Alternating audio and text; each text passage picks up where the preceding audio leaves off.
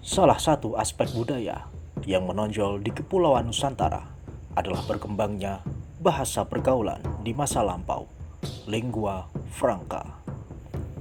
Lingua franca adalah sarana komunikasi atau bahasa pergaulan antar suku bangsa kawasan Nusantara yang saat ini dikenal sebagai bahasa Melayu.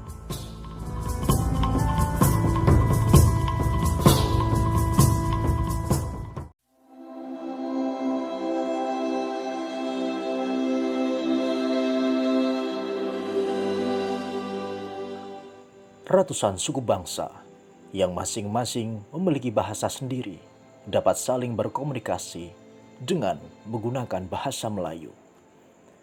Ruang lingkup komunikasi meliputi urusan perdagangan, sosial, budaya, maupun hubungan diplomatik.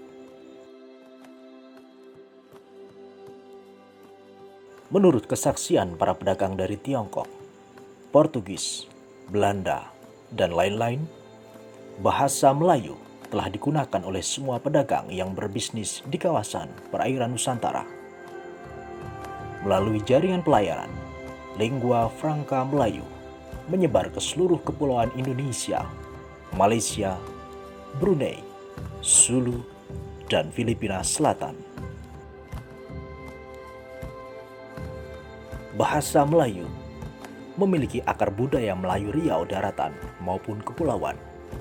Namun demikian, bahasa Melayu tertua ditemukan pada beberapa prasasti Sriwijaya pada abad ke-7.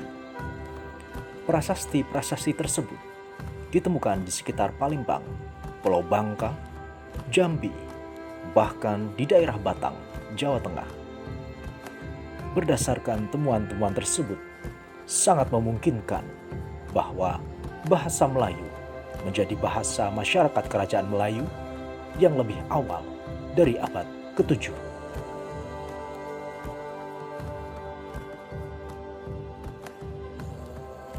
Menurut catatan sejarah dinasti Liang abad 5 Masehi, mereka didatangi utusan dari kerajaan Kantoli yang teridentifikasi sebagai kerajaan Melayu.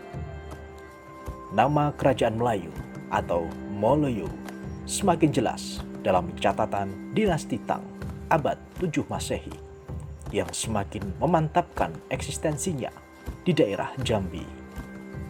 Bahasa Melayu menjadi bahasa masyarakat yang berbudaya Melayu di pantai timur Sumatera, semenanjung Malaka, pantai-pantai Kalimantan, kepulauan Filipina Selatan, dan kepulauan sebelah timur seperti Ternate, Tidore, serta kepulauan Maluku Selatan.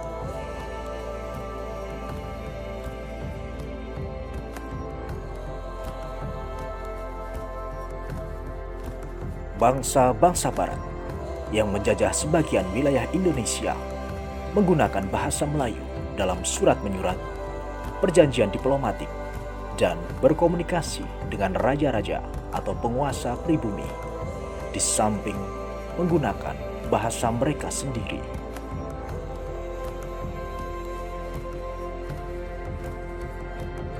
Pada masa kolonial Belanda, bahasa Melayu menjadi bahasa resmi dalam birokrasi pemerintahan selain bahasa Belanda dan bahasa daerah. Dalam Ikrar Sumpah Pemuda tahun 1928, bahasa Melayu disepakati untuk dinobatkan sebagai bahasa Persatuan Bangsa Indonesia dengan nama Bahasa Indonesia. Bahasa Indonesia kemudian dikukuhkan sebagai bahasa nasional dalam Undang-Undang Dasar Negara Republik Indonesia.